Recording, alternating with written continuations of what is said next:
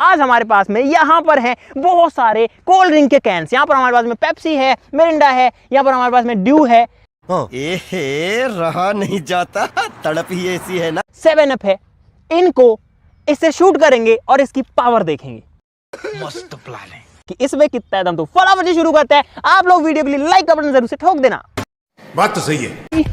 2 1 channel को subscribe करो पहले। हाँ जल्दी करो, मुझे पता है कि आप लोग नहीं करते हो, वीडियो देखते हो लेकिन सब्सक्राइब नहीं करते। ये लाल कलर का बटन नहीं से दबाओ जल्दी।